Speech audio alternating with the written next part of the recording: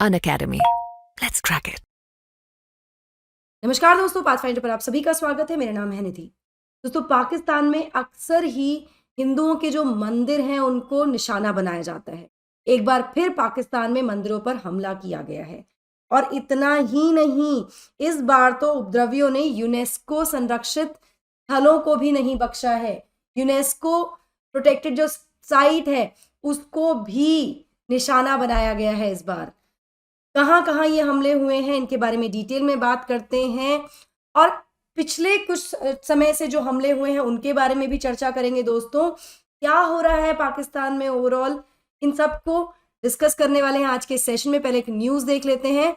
तो एक और बहुत ज़्यादा ह्यूमन राइट्स का उल्लंघन करते हुए in the series of these attempts जहाँ पर ह्यूमन राइट्स का वायलेशन होता है पाकिस्तान में, पाकिस्तान की अथॉरिटीज़ ने रिपोर्ट किया है कि जो हिंदुओं की पूजा के स्थल हैं, जो मंदिर हैं, उनको टारगेट किया गया है। यहाँ पर टारगेटेड मंदिर में हिंगलाज माता मंदिर है जो सिंध प्रांत में है। ये एक बहुत कह सकते हैं निशाना बना इस क्रैकडाउन का, जो कि रिलीजियस माइनॉरिटीज पर किया जा रहा है पाकिस्तान में, जैसा कि ऑफिशियल्स ने बताया। और इस हमले को जस्टिफाई भी किया गया है कोर्ट के ऑर्डर के साथ कि कोर्ट से ऑर्डर आया है डिमोलिशन के लिए, ठीक है, इन द सिटी ऑफ मिठी। तो यहाँ पर ये मंदिर लोकेटेड है सिंध प्रांत में। तो आप देख सकते हैं कि मंदिर जो है वो कहीं ना कहीं Bharat, this is Rajasthan and this is Gujarat, इसके आसपास के रीजन में है, ठीक है।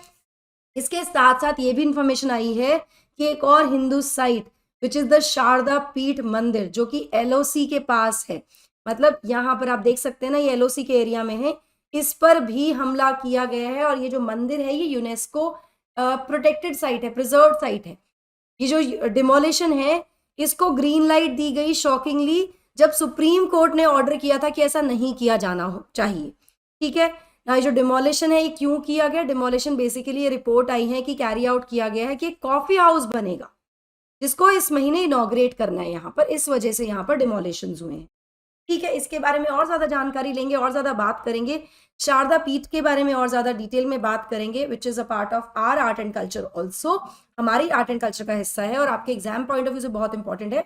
बट बिफोर मूविंग फॉरवर्ड, ये मेरा छोटा सा इंट्रोडक्शन है, ये मेरा टेलीग्राम चैनल है जिस पर आप मुझे फॉलो कर सकते हैं मेरी सभी क्लास की अपडेट, शेड्यूल्स, पीडीएफ्स के लिए। दोस्तों, मेरा कोड है NDLive10। ये बहुत सारे बच्चों को ऑलरेडी पता था, यही कोड आपको यूज करना है to avail discount on your subscriptions. अगर आप ऑफलाइन सब्सक्रिप्शन लेते हैं तो डिस्क्रिप्शन बॉक्स में एक गूगल फॉर्म दिया, उसको भी फिल कर दीजिए। एजुकेटर कोड में आपको यूज करना है NDLive10। चलिए, कमेंट सेक्शन में NDLive10 जरूर लिख दीजिएगा ताकि मुझे पता लग जाए मेरे कौन कौन से पुराने बच्चे हैं जो इस वीडियो को देख रहे हैं। बहुत ही जल्दी प्रयागराज में एक ऑफलाइन सेंटर खुलने वाला है अनअकैडमी की तरफ से, जहां से आप अपनी यूपीएससी की तैयारी शुरू कर सकते हैं। एडमिशंस यहां पर ओपन है for GS foundation batch 25-26। Classes शुरू हो जाएंगी 15 दिसंबर से। आपको एनरोल करना होगा 30 नवंबर से पहले। यहाँ मैं आपको बता दूं कि 40% तक का फीस में डिस्काउंट मिल जाएगा पहले 100 एस्पिरेंट्स को, पहले 100 स्टूडेंट्स को। कोई भी और जानकारी के लिए आप सीधे सेंटर पर भी जा सकते हैं या फिर इस फोन नंबर पर कनेक्ट कर सकते हैं।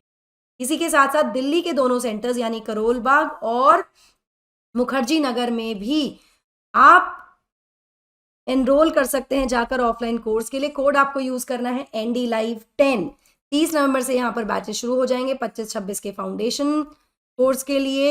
एडमिशंस ओपन है, 30 नवंबर से पहले एनरोल कर लीजिए। अगर आप 30 नवंबर से पहले एनरोल करते हैं तो आपको 35% तक का एडिशनल डिस्काउंट मिलेगा आपकी कोर्स फी में। Do not forget to use my code NDLive10 दोस्तों। चलिए, शारदा पीठ के बारे में बात कर लेते हैं। तो शारदा पीठ रिकॉग्नाइज्ड एज यूनेस्को साइट, ये यूनेस्को साइट की तरह रिकॉग्नाइज किया गया है इसको। इस पर भी हमला किया, इसको भी डिस्ट्रक्ट किया गया है। जो डिमोलिशन है ये बेसिकली कॉन्ट्रडिक्ट करता है जो भी इंटरनेशनल प्रिजर्वेशन एफर्ट्स हैं, जो भी अंतर्राष्ट्रीय स्तर पर हम संरक्षण के जो भी प्रयास कर रहे हैं उसको ये कॉन्ट्रडिक्ट कर रहा है। और कहीं ना कहीं एक बहुत बड़ा सवाल उठा रहा है कि जो प्रयास किए जा रहे हैं टू प्रोटेक्ट कल्चर, अपनी सभ्यता संस्कृति को संरक्षित करने के लिए, सुरक्षित करने के जो प्रयास हैं, उस पर एक बड़ा क्वेश्चन मार्क यहाँ पर लग जाता है। ना केवल अपनी जो संस्कृति है उसको, बल्कि जो रिलीजियस हेरिटेज है इस पूरे रीजन में, इसको भी प्रोटेक्ट करने को लेकर एक क्वेश्चन मार्क यहाँ देखने को मिल रहा है। क्योंकि अगर ये यूनेस्को साइट पर हमला हो सकता है तो कैसे बचाया जाएंगी जो बाकी कल्चरल और रिलीजियस हेरिटेज हैं इस पूरे एरिया में। ये जो इंसिडेंसेस हैं ये हाईलाइट करते हैं हिंदुओं पर होने वाले कंटिन्यूड अत्याचार जो यहाँ पाकिस्तान में इस समय हो रहे हैं। शारदा टेम्पल की अगर मैं बात करूं तो ये बहुत एक महत्वपूर्ण रोल प्ले करता है, हिस्टोरिकल ऐतिहासिक रोल प्ले करता है कश्मीरी पंडित रिलीजियस कल्चर में। जो कश्मीरी पंडितों की जो अपनी रिलीजियस संस्कृति थी, सभ्यता थी, उसको कहीं ना कहीं ये बहुत इसके लिए बहुत महत्वपूर्ण है ये। और ये माना जाता है कि ये सबसे पहले श्राइन्स में से है, सबसे पहले सिद्ध पीठ में से है, पीठ में से है जो कि डेडिकेटेड है टू शक्तिज्म, माता शक्ति के लिए या हिंदू गॉडेस जिनको वर्शिप किया जाता है कश्मीर में। जिनके बाद खीर भवानी और वैष्णो देवी टेम्पल्स यहाँ पर बने हैं। तो ये सबसे पहले वाले श्राइन्स हैं, पहले वाले मंदिरों में से है, काफी महत्वपूर्ण है ये। हमारी हिस्टोरिकल, अगर हम कहें हिस्टोरिकल सिग्निफिकेंस भी है इसकी हमारे आर्ट एंड कल्चर के लिए। शारदा पीठ जो है इसको फाउंड किया गया था 237 BC में during the rain of Ashoka. Ashoka के समय पर इसकी फाउंडेशन रखी गई थी, इसको फाउंड किया गया था। और 6वीं और 12वीं सेंचुरीज के बीच में ये सबसे ज्यादा इंपॉर्टेंट टेम्पल यूनिवर्सिटीज में से था इन द इंडियन सब कॉन्टिनेंट। 1947 में शारदा पीठ पाकिस्तानी हाथों में चला गया था और उसके बाद से अबैंडन्ड स्ट्रक्चर हो गया क्योंकि ये LOC का हिस्सा है और ये POK में आ जाता है। तो इस वजह से अभी फिलहाल ये पाकिस्तान के कब्जे में हम ये कहेंगे। 2005 में कश्मीर में जब अर्थक्वेक आया था तो इससे बहुत ज्यादा यहाँ पर डिस्ट्रक्शन हुआ था। अब इसको कंप्लीटली डिमोलिश करके यहाँ पे कॉफी हाउस बनाने की बात हो रही है। ठीक है, इससे पहले भी, अभी कोई पहली बार नहीं हो रहा है पाकिस्तान में, इससे पहले भी कुछ ऐसे इंसिडेंसेस देखने को मिल चुके हैं। जैसे जुलाई में अगर मैं बात करूं तो जुलाई में एक और हिंदू टेम्पल को डिमोलिश किया गया था, ये कहते हुए कि काफी पुराना है और खतरनाक स्ट्रक्चर है। इसके बाद मरी माता टेम्पल कराची में कि सोल्जर बाजार में, इसको भी बुलडोजर से ग्राउंड पे मतलब गिरा दिया गया था, इसको भी डिमोलिश कर दिया गया था। ये जो टेम्पल है ये 150 साल पुराना टेम्पल था और 400 से 500 स्क्वायर यार्ड के एरिया में था।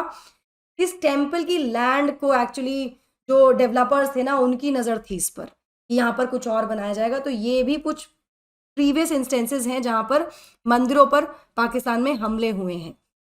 दोस्तों कराची जो है ना, कराची एक महत्वपूर्ण एक ऐसी जगह है जहाँ पर बहुत सारे हमारे एंशियंट हिंदू जो मंदिर हैं वो बने हुए हैं और कहीं ना कहीं एक हाईलाइट करता है हिंदुओं की प्रेजेंस इस पूरे एरिया में, जिसके चलते हिंदू जो है यहाँ पर लार्जेस्ट माइनॉरिटी है। और पाकिस्तान में भी अगर मैं बात करूँ माइनॉरिटी ग्रुप्स की तो हिंदू सबसे बड़ी माइनॉरिटी है पाकिस्तान में। और अधिकतर ये माइनॉरिटी कहाँ रहती है? सिंध रीजन में रहती है, इस वाले रीजन में रहती है। ठीक है, और ये कहीं ना कहीं जो मुस्लिम रेसिडेंट्स हैं उनके साथ अपनी सभ्यता, संस्कृति, अपनी भाषा को भी शेयर करते हैं। तो ये पूरा रीजन जो है काफी ज्यादा हिंदू डोमिनेशन का है। उसके बावजूद भी यहाँ पर मंदिरों में हमले देखने को मिले हैं बैक टू बैक। साथ ही सिर्फ मंदिरों में हमले नहीं हो रहे हैं, मंदिरों पर हमले नहीं हो रहे हैं, यहाँ पर हिंदुओं पर अत्याचार हो रहा है और बहुत सिस्टमैटिक अत्याचार हो रहा है। पाकिस्तान में हिंदू जो है वो लार्जेस्ट माइनॉरिटी कम्युनिटी है और ऑफिशियल एस्टिमेट्स की माने तो 75 लाख हिंदूज पाकिस्तान में रहते हैं, लेकिन कम्युनिटी की माने तो जो पॉपुलेशन है हिंदूज की वो 90 लाख से ज्यादा है पाकिस्तान में। उसके बाद हिंदुओं पर इतना अत्याचार यहाँ पर हो रहा है। गवर्नमेंट सोर्सेज के अकॉर्डिंग जो एट्रोसिटीज हैं हिंदूज के अगेंस्ट वो सिर्फ एट्रोसिटीज तक सीमित नहीं है कि उनके साथ अत्याचार हो रहा है, यहाँ तक सीमित नहीं है। यहाँ पर टारगेटेड वायलेंस हुआ या किलिंग हुई या इंक्रोचमेंट हुआ उनकी जमीनों का, ये भी देखने को मिलता है पाकिस्तान में। और इस सब में लोकल इन्वॉल्वमेंट भी बहुत ज्यादा है और इसको अधिकतर सरकार बैक करती है, मतलब सरकार के समर्थन से ये अत्याचार किया जा रहा है हिंदुओं पर। और ये बहुत ही एक डिस्टर्बिंग पैटर्न बना रहा है जो कि बताता है किस तरह का अत्याचार हिंदुओं पर हो रहा है पाकिस्तान में। अगर हम आज़ादी के बाद से बात करें तो पाकिस्तान में 428 बड़े मंदिर थे। एक सर्वे के अकॉर्डिंग जो कि किया गया था all Pakistan Hindu rights movement, 428 बड़े मंदिर पाकिस्तान में थे at the time of partition. धीरे धीरे इनका नंबर हटने लगा और जो मंदिरों की जो जमीनें हैं ना उनको कैप्चर किया जाने लगा for shops, restaurants, hotels, offices, government school, मदरसास। ये इनकी जगह पर मंदिरों को तोड़कर ये सब खोला जा रहा है। और आज की स्थिति ये है दोस्तों, 2022-23 की स्थिति ये है कि अब 20 से भी कम बड़े मंदिर बचे हैं पाकिस्तान में। 90 लाख की पॉपुलेशन है और धीरे धीरे हमारे धार्मिक स्थल यहाँ खत्म होते जा रहे हैं। हमारी सभ्यता संस्कृति का हिस्सा हैं ये मंदिर जिनको पाकिस्तान खत्म करते जा रहा है। अभी तक ऑफिशियली कोई स्टेटमेंट ना तो भारतीय सरकार की तरफ से ना ही पाकिस्तान गवर्नमेंट की तरफ से आई है, बट ये रिपोर्ट ज़रूर ट्विटर के माध्यम से और मीडिया हाउसेस के माध्यम से हम तक पहुंची है, जो हमने आप तक पहुंचाई। आपका इसको लेकर क्या कहना है मुझे ज़रूर कमेंट सेक्शन में बताइएगा। That will be all from my side. I hope you like the session. Do not forget to like, share and subscribe to the channel. और कमेंट सेक्शन में एनडी लाइव 10 लिखना मत भूलिएगा, so that I can know कि कितने पुराने बच्चे मेरे यहाँ पर हैं। चलिए, see you all, bye bye, take care, God bless. An academy. Let's crack it.